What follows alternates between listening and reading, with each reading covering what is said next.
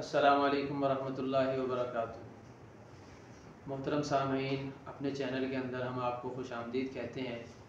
आज का हमारा उन्वान दिफाए वतन के नाम से है कि सितंबर का आगाज़ होते ही तमाम पाकिस्तानियों के दिलों अरवाह व अजसाम के अंदर अफवाज पाकिस्तान और इस वतन के शहीदों और गाजियों के लिए एक मोहब्बत भरी दास्तान बेदार हो जाती है कि वो 6 सितंबर का दिन ही था कि जिस वक़्त हमारे इस पाक सरज़मीन वतन के ऊपर हमारे अज़ली दुश्मन भारत ने 6 सितंबर 1965 के हमला किया और वो ये ख्वाब लेकर आया था कि हमारे शहर लाहौर के अंदर नाश्ता करेगा, लेकिन वो ये जानता नहीं था कि इस वतन अज़ीज़ के अंदर रहने वाले, इस वतन अज़ीज़ के अंदर ज़िंदगी बसर करने वाले कैसे अफराद हैं।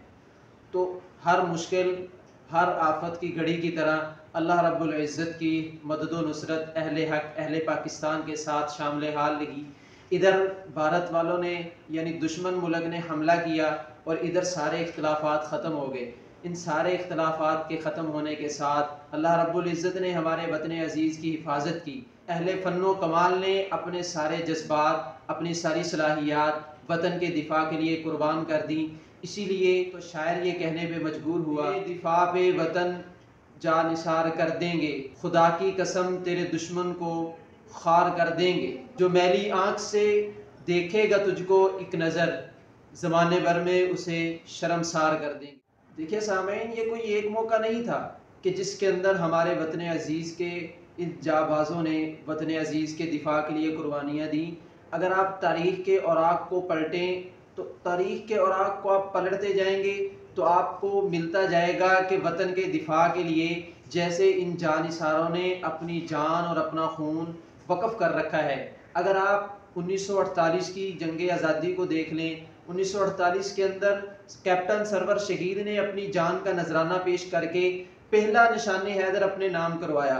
फिर अगर मशरकी पाकिस्तान के अंदर 1958 की जंग के अंदर देख लिया जाए तो उस जंग के अंदर मेजर तुफैल शहीद ने वतन के दिफा के लिए अपनी जान कुर्बान कर दी। और अगर हम देख लें 1965 की जंग आज़ादी के अंदर मेजर अजीज भट्टी ने इस तरह सिपा सालारी के साथ दुश्मन का मुकाबला किया कि अपनी भी जान कुर्बान कर दी और वतन की अवाम को भी दुश्मन के मुद्दे मुकाबले ला खड़ा किया।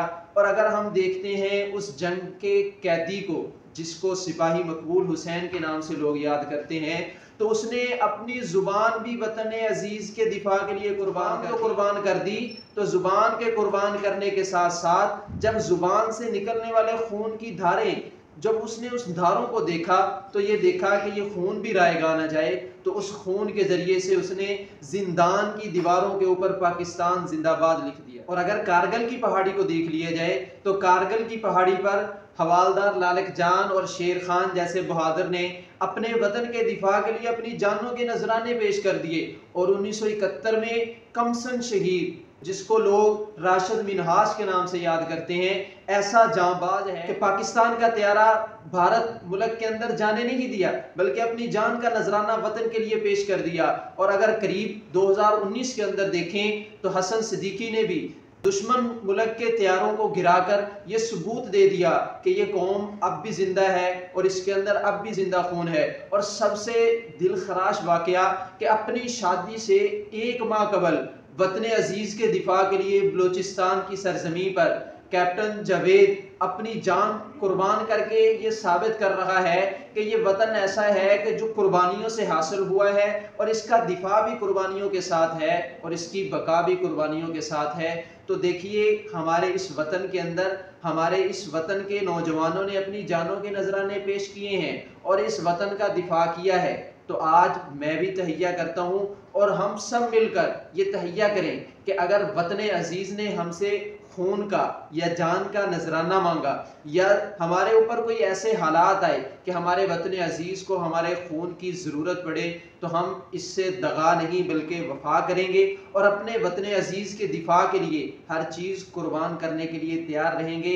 अल्लाह ताला हमारे वतन को सलामत रखे और इसकी जुग्राफियाई सरहदों के साथ साथ नज़रियाती सरहदों की भी हिफाजत फरमाए।